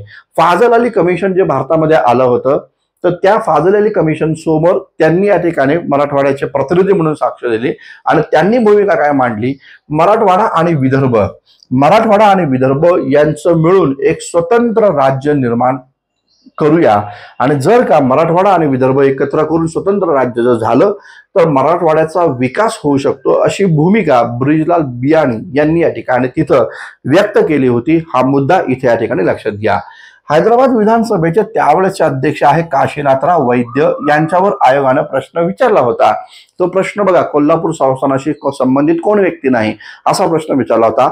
इयत्ता 11वीच्या पुस्तकात यांचं नाव आहे, हे मी त्यावेळेस तुम्हाला सांगितलं होतं। तर काशीनाथराव वैद्य हे हैदराबाद विधानसभेचे सभापती होते, आणि यांनी पैठणमध्ये येऊन एक भाषण केलं होतं, आणि ज्यामध्ये ते म्हणाले की या ठिकाणी स्वतंत्र मराठवाडा राज्य निर्माण करणं गरजेचं आहे। ही भूमिका या काशीनाथराव वैद्य यांनी मांडल्याचं एकंदरीत या ठिकाणी पाहायला भेटतं। हा मुद्दा इथं आपण लक्षात ठेवणं गरजेचं आहे। स्वतंत्र मराठवाडा राज्याची मागणी करणारे कोण? तर काशीनाथराव वैद्य। मराठवाडा आणि विदर्भ यांचं राज्य निर्माण व्हावं ही भूमिका मांडणारे कोण आहे? तर ब्रिजलाल बियाणी आणि देवीसिंह चौहान। संयुक्त महाराष्ट्र चळवळीत मराठवाड्याच्या वतीनं प्रतिनिधित्व केलेलं आहे, आणि त्यांची स्वाक्षरी संयुक्त महाराष्ट्राच्या करारपत्रावर आहे, हा मुद्दा इथे या ठिकाणी लक्षात ठेवा।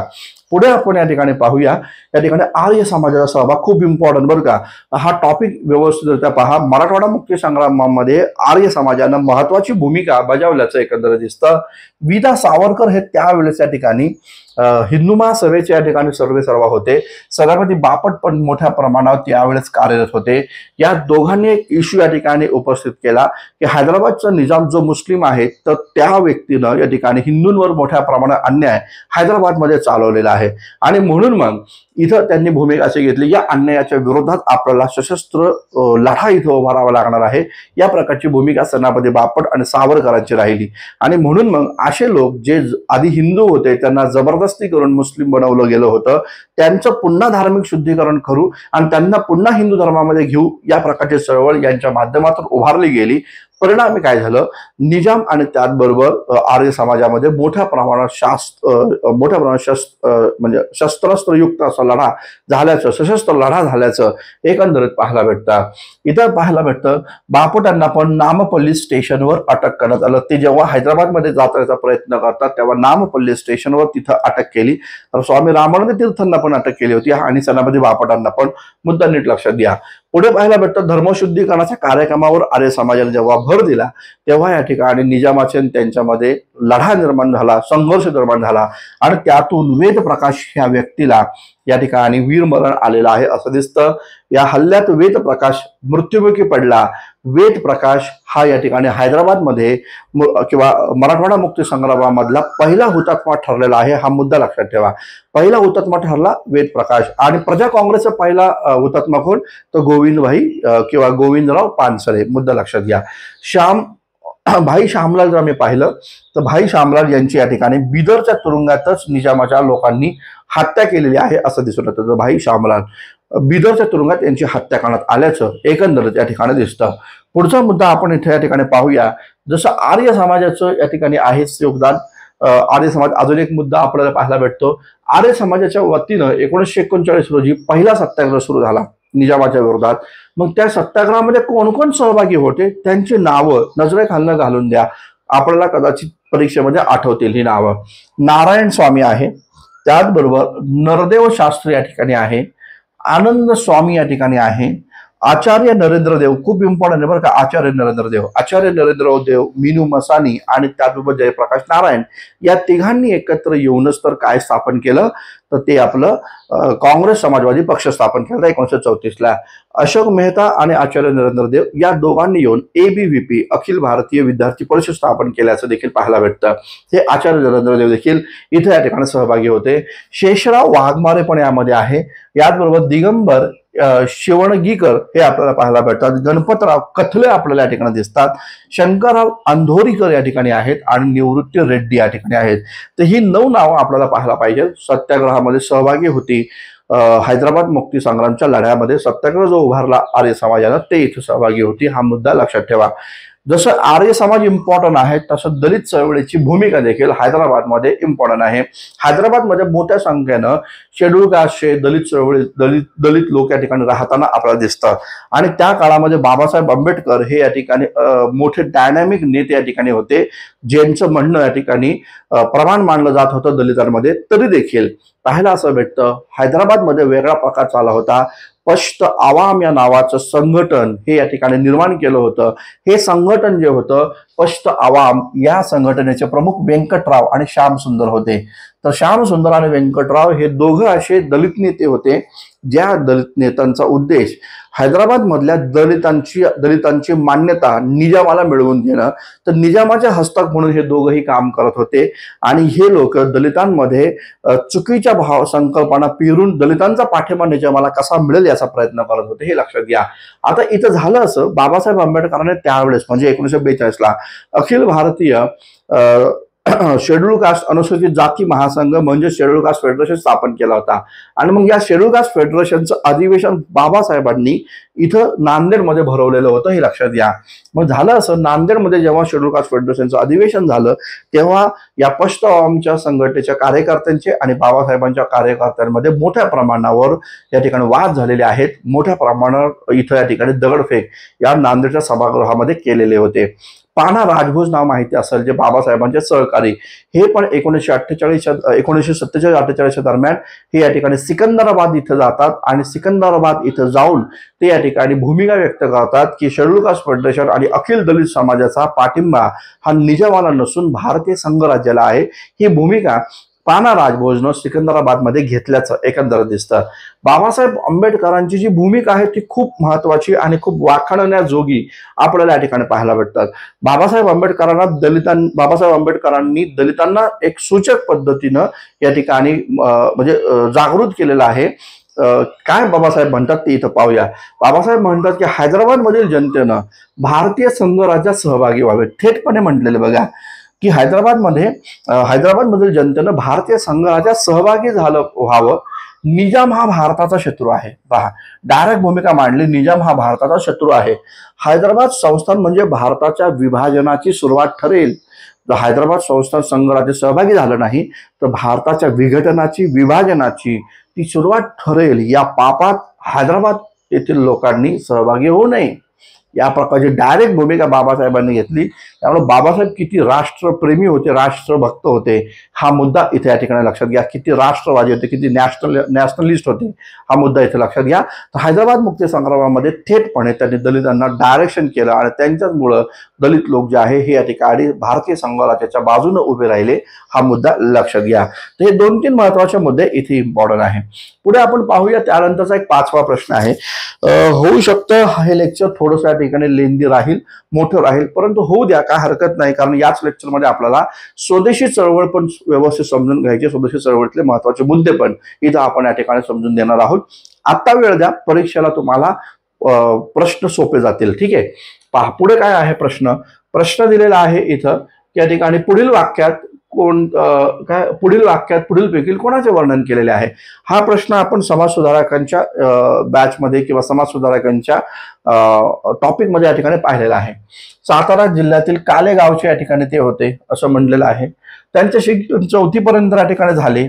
महाराष्ट्रातील जनतेवर त्याने जलसांचा खूप परिणाम झाला, ते जलसाकार होते असं इथे म्हटलेलं आहे. आणि ते बहुजन समाजाला त्यांच्या दयनीय अवस्थेची, त्यांच्यातील शिक्षणाच्या अभावाची जाणीव करून देत. याचं उत्तर काय आहे? रामचंद्र घाडगे आहे, हे लक्षात घ्या. रामचंद्र घाडगे आपल्याला पाहायला भेटतं. तर केशवराव विचारे सत्यशोधकी विचाराचे या ठिकाणी राहिले. तर भाऊराव पाटील सत्यशोधकी आणि ब्राह्मण तर दोन्ही चळवळीशी संबंधित, शिक्षणाशी संबंधित मोठं काम केलं. रयत शिक्षण संस्था असू द्या, दुधगाव शिक्षण प्रसारक मंडळ या ठिकाणी असू द्या, अशा खूप साऱ्या संस्थांना, युनियन बोर्ड असू द्या, खूप साऱ्या संस्था त्यांनी निर्माण केले. यांच्याबद्दल आपण डिटेलमध्ये पाहिलेले आहेत. कृष्णराव भालेकर महात्मा फुल्यांच्या बरोबर काम करणारे सत्यशोधकी, ज्यांनी दीनबंधू नावाचं वृत्तपत्र चालवलं होतं, हे लक्षात घ्या. याचा राईट आन्सर रामचंद्र घाडगे. आपण डिटेलपणे समजावून घेतलेला आहे. मी इथं काय रिपीट या ठिकाणी करत नाही या प्रश्नाचं उत्तर. पुढे पाहायला भेटतं हा प्रश्न या ठिकाणी पहा, 6वा प्रश्न, ज्यामध्ये असं म्हणलेलं आहे की 23 मे 1945 रोजी उंबरगाव तालुक्यातील झरी या ठिकाणी आदिवासींच्या परिषदेत भाषण करून वेठ बिगारी संपवा असं कोणी सांगितलं? वेठ बिगारी संपवा असं कोणी सांगितलं? अशा प्रकारचा प्रश्न आहे. वास्तविकता गोदावरी परुळेकर, शामराव परुळेकर हे दोघंही या लढ्याचे नेते या ठिकाणी होते, परंतु याचं राईट आन्सर हे जे आहे शामराव परुळेकर आहे, हे लक्षात घ्या. आणि शामराव परुळेकर जे कम्युनिस्ट विचारसरणीचे आहेत, त्यांनी इथं या ठिकाणी आंदोलन उभारलं. ठाणे, अंबरगाव, डहाणू या भागामध्ये हे आंदोलन होतं आदिवासांचं म्हणणं होतं की वेठबिगारी बंद करा. तर त्याचं नेतृत्व शामराव परुळेकरांनी घेतलं आणि नंतर शामराव परुळेकरांच्या नंतर गोदावरी परुळेकर इथं या ठिकाणी आल्याचं एकंदर दिसतं. कामा रणदिवे आणि देवजी तांडेल हे पण कम्युनिस्ट कार्यकर्ते आहेत जे या आंदोलनामध्ये सहभागी होते, पण नेतृत्व शामराव परुळेकरांचं होतं आणि ते इथं या ठिकाणी येऊन आदिवासींची वेठबिगार संपवा ही भूमिका घेतली होती त्यांनी. आणि आदिवासींना कामासाठी तुम्ही दररोजचा 12 आणे या ठिकाणी द्या अशी मागणी होती. मागणी किती होती? की वेठबिगारी न करता आम्हाला या ठिकाणी दररोज 12 आणे द्या. आता लक्षात घ्या, 12 आणे हे लक्षात घ्या, 16 आण्याचा 1 रुपया बनतो, म्हणजे 12 आणे द्या आम्हाला असं त्यांचं म्हणणं राहिलेलं आहे. ठीक आहे, म्हणजे 1 रुपया पण नाही. या मागणीसाठी 46ला जेव्हा देश स्वतंत्र होणार होता त्यावेळेस आंदोलन उभारलेले आहे आदिवासींनी वेठबिगारी संपवावी यासाठी. ठीक आहे, चलो पुढे आपण पाहूया 7वा प्रश्न या ठिकाणी आहे. या प्रश्नावर पण आपण काम केलंय त्यामुळे जास्त मी याच्यावर वेळ देणार नाहीये. पहा 1889 मध्ये मुंबई येथे न्हाव्यांची सभा बोलवून त्यांच्या स्त्रियांच्या केस स्वप्नापासून कोणी परावृत्त केलं असं म्हणणं आहे. याचं राईट आन्सर महात्मा ज्योतिराव फुले. याचा संदर्भ आपल्याला कथा स्वातंत्र्याच्या पुस्तकामध्ये या ठिकाणी मिळतो जरूर.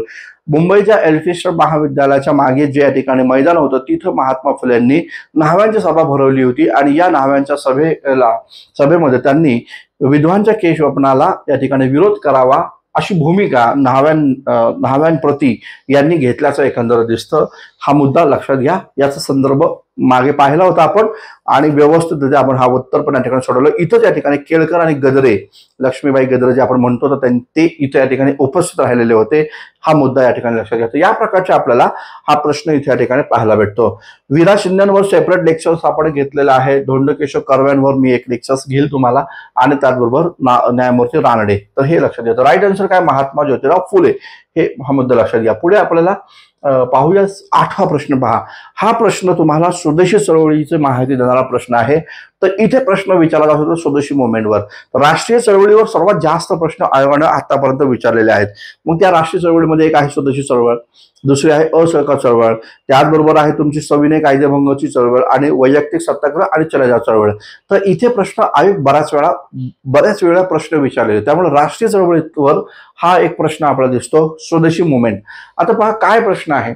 प्रश्न आहे मुकुंददास, बाळ गंगाधर टिळक, लाला लजपत राय आणि चिदंबरम पिल्ले. तर चिदंबरम पिल्लेबद्दल आपण वारंवार या ठिकाणी माहिती घेतलेली आहे की हे चिदंबरम पिल्ले, व्ही.ओ. चिदंबरम पिल्ले यांनी स्वदेशी बनावटीचं जहाज निर्मितीची कंपनी सुरू केली होती जिचं नाव स्वदेशी स्टीम नेव्हिगेशन कंपनी. तिचं नाव स्वदेशी स्टीम नेव्हिगेशन कंपनी आहे. हा मुद्दा लक्षात घ्या.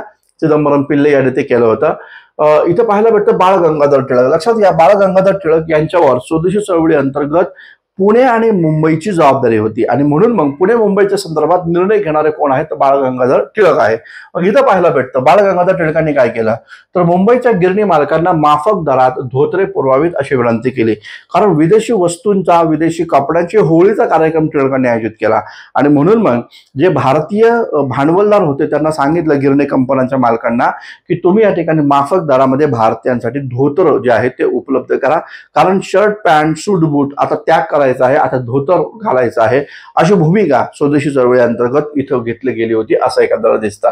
मग या दोन पर्यायांमधनं आपण या ठिकाणी या प्रकारचे उत्तर जे आहे त्या उत्तराच्या अंतिम पर्यंत या ठिकाणी जाऊया.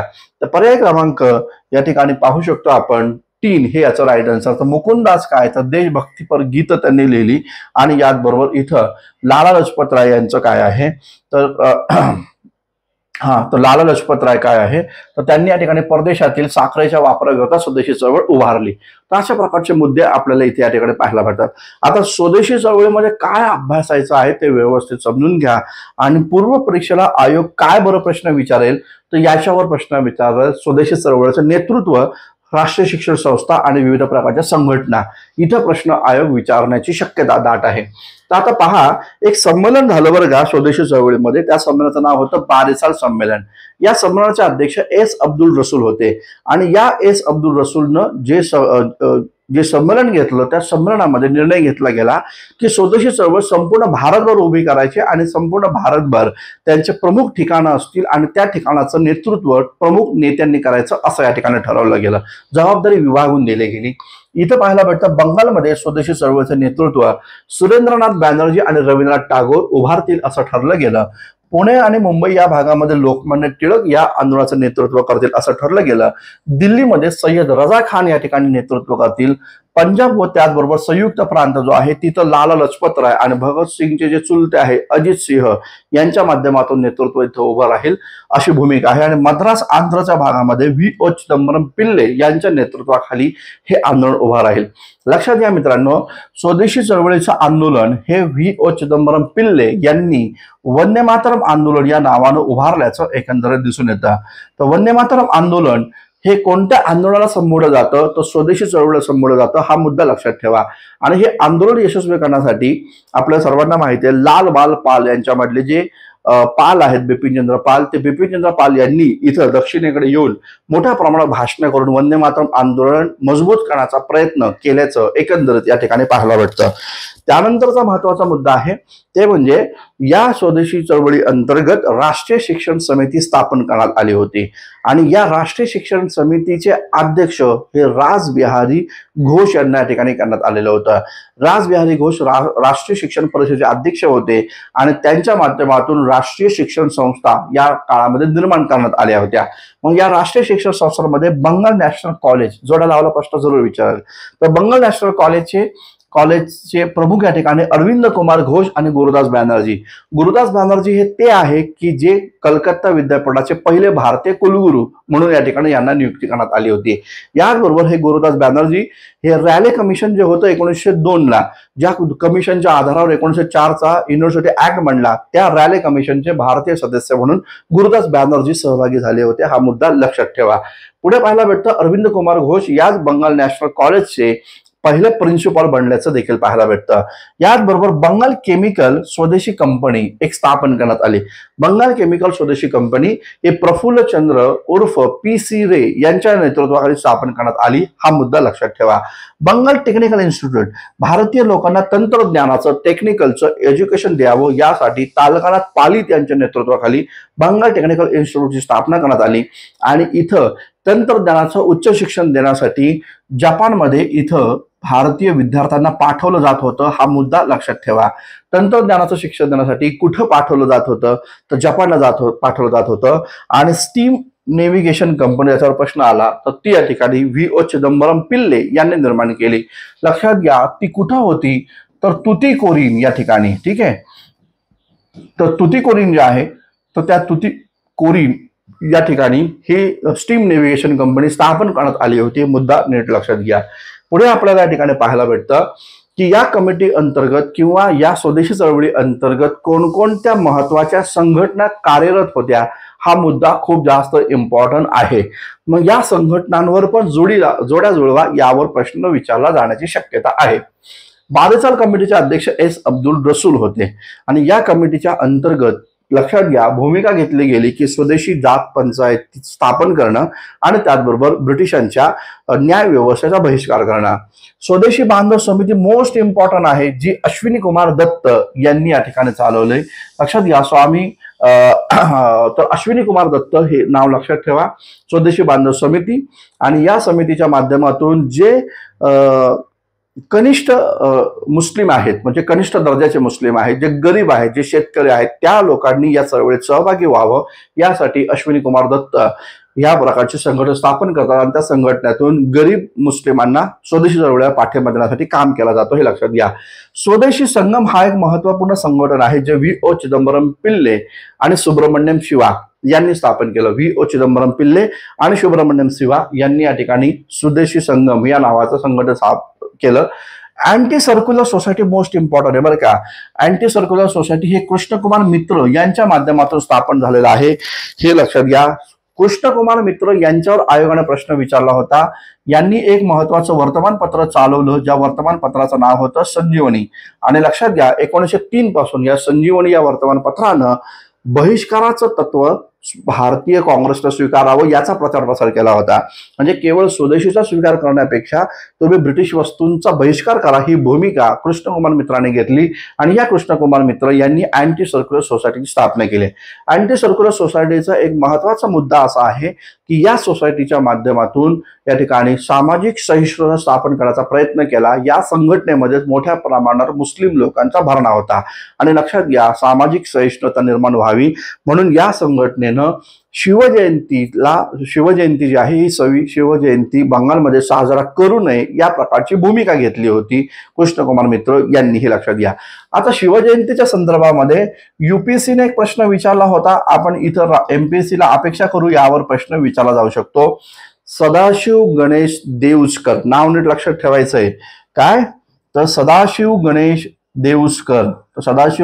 देऊसकर देऊस्कर हे नाव या ठिकाणी लिहा. तर सदाशिव गणेश देऊस्कर ही ती व्यक्ती आहे ज्या व्यक्तीनं 1902 ला शिवजयंती बंगाल प्रांतामध्ये सर्वात पहिल्यांदा साजरी केली. हा मुद्दा लक्षात घ्या. आणि यांनी शिवाजीर दीक्षा या नावाचं एक कविता देखील लिहिली होती, ज्या कवितेची या ठिकाणी प्रस्तावना रवींद्रनाथ टागोरांनी लिहिलेली आहे, हे लक्षात घ्या. शिवाजी दीक्षा ही कविता देखील यांनी लिहिली. तर सदाशिव गणेश देऊस्कर ही ती व्यक्ती आहे ज्यांनी बंगाल प्रांतामध्ये सर्वात पहिल्यांदा 1902 ला शिवजयंती सुरू केल्याचं एकंदरीत दिसतं. डॉन सोसायटी आहे सतीशचंद्र मुखर्जी यांची, मुद्दा लक्षात घ्या. तर Indian society of oriental art, Bharatiya Samaj प्राच्यकला केंद्र किंवा भारतीय समाज प्राच्यकला या नावाचं एक संघटन उभं राहिलं, जे अवनींद्रनाथ टागोरांनी केलं. लक्षात घ्या, या अवनींद्रनाथ टागोरांनी या संघटनेच्या माध्यमातून, या कला केंद्राच्या माध्यमातून भारत मातेचं चित्र जे आज आपण या ठिकाणी पाहतो, तर ते भारत मातेचं चित्र या अवनींद्रनाथ टागोर यांनीच काढलं. या संघटनेची पहिली स्कॉलरशिप या ठिकाणी दिली नंदलाल बोस यांना, आणि तेच नंदलाल बोस भारतीय संविधानामध्ये पौराणिक चित्र काढताना आपल्याला एकंदरीत पाहायला भेटतं. तर अवनींद्रनाथ टागोर यांनी भारतीय कलेला प्रोत्साहन दिलं. आणि लक्षात घ्या, अवनींद्रनाथ टागोर यांनी राजपूत, मुस्लिम आणि अजिंठा चित्रकलेचा मोठ्या प्रमाणावर पुरस्कार केल्याचं एकंदरीत या ठिकाणी पाहायला भेटतं. तर हा मुद्दा देखील इम्पॉर्टंट आपण लक्षात ठेवा. शेवटचा प्रश्न आपण इथं या ठिकाणी पाहूया. 9वा प्रश्न खूप इम्पॉर्टंट आहे हा देखील प्रश्न. इथं आयोग तुम्हाला या ठिकाणी फसवण्याचा प्रयत्न करू शकतो. घटना कालानुक्रमे लावा या माध्यमातून. आता पहा, जेव्हा घटना कालानुक्रमे या ठिकाणी लावा अशा प्रकारचा प्रश्न येतो, तेव्हा आपण या घटनेचं वर्ष समोर या ठिकाणी लिहिणं गरजेचं आहे. आणि ते निश्चित लिहून टाका बरं का, कारण काय, प्रश्न आपल्याला गुमराह करणारे असतात. ठीक आहे. आता बघा, सिमला परिषद कधी झाली रे, तर 1945 ला सिमला परिषद झाली. बरोबर आहे? येस, बरोबर आहे. राजाजीचं सूत्र कधी आलं, राजाजी योजना कधी आली, 1944 ला राजाजी योजना आली. ठीक आहे. राजाजी योजना काँग्रेसने फेटाळली, याला थोडंसं ऑप्शनला ठेवूया. पाकिस्तानचा ठराव कधी मांडला, ज्याला आपण कराची अधिवेशन म्हणतो, तो 1940 ला या ठिकाणी मांडला. म्हणजे हे तर नक्की आहे की सिमला परिषदेच्या आधी राजाजी सूत्र असलं पाहिजे. म्हणजेच काय, डी च्या आधी सी असला पाहिजे. तर डी च्या आधी सी कुठं आहे, तर डी इथं आहे, सी नंतर आहे. याचा उपयोग आहे का आपल्याला, तर नाही आहे. ठीक आहे. तर डी आधी आहे, हा इथं बघूया, सी आधी आहे आणि डी आधी आहे. बघा, डी च्या नंतर सी आहे, मग त्यामुळे याचा पण उपयोग नाही.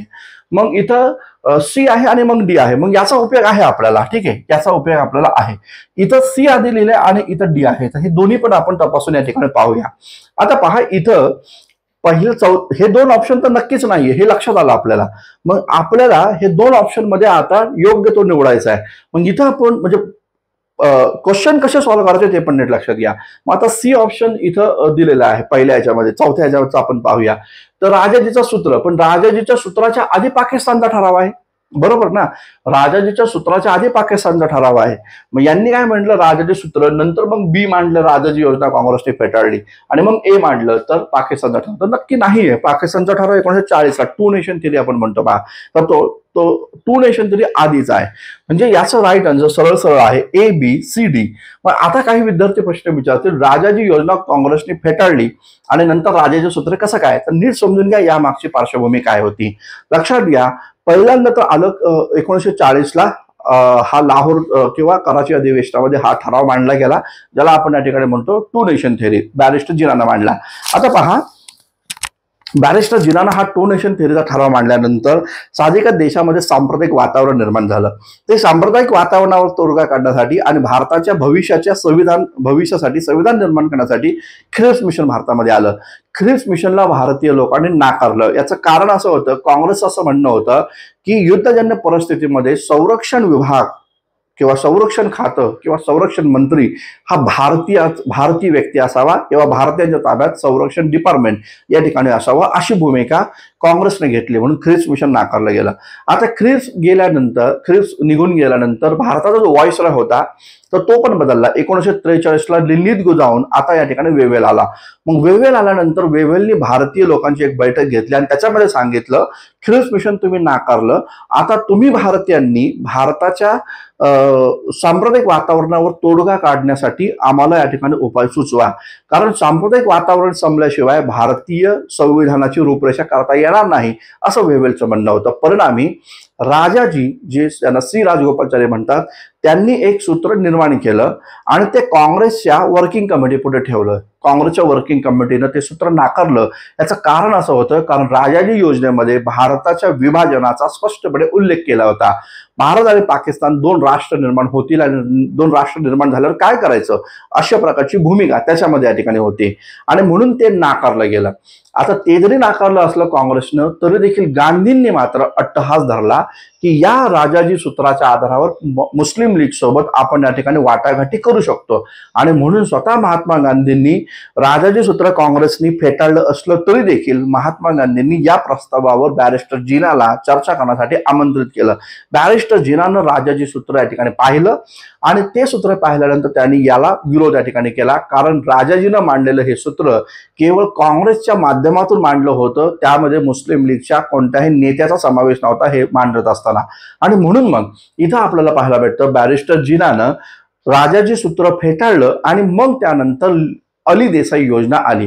मग लियाकत अली आणि त्याचबरोबर भुलाबाई देसाई यांची योजना या ठिकाणी येते सप्टेंबर 1944ला आणि ती योजना वेव्हल परिषदेमध्ये मांडला जातो आणि मग त्या वेव्हल परिषदेमध्ये म्हटलं जातं की हो, व्हॉइसरायच्या कार्यकारिणी परिषदेमध्ये हिंदू आणि मुस्लिमांचे समसमान प्रतिनिधी आम्ही या ठिकाणी देऊ. वेव्हल परिषद नाकारला गेल्यानंतर मग कॅबिनेट मिशन भारतामध्ये येतं 46ला. कॅबिनेट मिशनच्या नंतर मग तुमचं माउंटबॅटन मिशन या ठिकाणी येतं. माउंटबॅटन डिकेबर्ड योजना मांडतं. डिकेबर्ड योजना फेटाळून मग नंतर माउंटबॅटनचा स्वतंत्र प्लॅन या ठिकाणी येतो. हा मुद्दा या ठिकाणी लक्षात घ्या. तर या प्रकारची ती क्रोनॉलॉजी या ठिकाणी आपल्याला पाहायला भेटते. सिमला परिषद देखील इम्पॉर्टंट आहे. सिमला परिषदेवर प्रश्न येऊ शकतात. सिमला परिषदेमध्ये भूमिका काय आहे, तर सिमला परिषदेमध्ये ठरलं गेलं की 50% हिंदू आणि 50% मुस्लिम व्हॉइसरायच्या कार्यकारिणी परिषदेमध्ये आणतील. परंतु हे सर्वात पहिल्यांदा कुठे ठरलं तर अली देसाई योजनेमध्ये आणि मग इथं सिमला परिषदेमध्ये त्याला मान्यता दिली गेली. आणखीन एक महत्वाचा मुद्दा, या सिमला परिषदेत सर्वात पहिल्यांदा परराष्ट्रीय विभाग हा भारतीयांच्या ताब्यात देण्याचं या ठिकाणी निश्चित करण्यात आलं. परराष्ट्र धोरण ठरवण्याचा अधिकार हा भारतीयांचा राहील, इंग्रजांचा नसेल, ही भूमिका यांनी सर्वप्रथम घेतल्याचं एकंदरीत या ठिकाणी दिसतं. हे मुद्दे नीट पाहून घ्या. आपल्या बॅचमध्ये याच्यावर डिटेल पडे आणि तुफान पद्धतीने आपण बॅटिंग केलेली आहे, त्यामुळे काही टेन्शन नाहीये. ज्या विद्यार्थ्यांनी बॅच जॉईन केलेली आहेत त्यांना हे सगळंच माहिती आहे. आपलं रिव्हिजन बॅचच्या विद्यार्थ्यांनी पोटा पाण्यापुरता मार्क मिळवण्याचा प्रयत्न करा राज्यसेवा पूर्व परीक्षा पास झाल्यानंतर आपली मेन्सची बॅच आहे, त्या बॅचला तुम्ही या ठिकाणी जॉईन पण करू शकता ॲज यू विश. तर ठीक आहे, 2020ला जे 9 प्रश्न आले होते त्या 9 प्रश्नाबद्दलची माहिती मी तुम्हाला दिली. थोडंसं मोठं लेक्चर झालं तर देखील या लेक्चरमधून तुम्हाला जास्त फायदा नक्कीच या ठिकाणी होईल. थांबूया आपण. धन्यवाद. Thank you very much.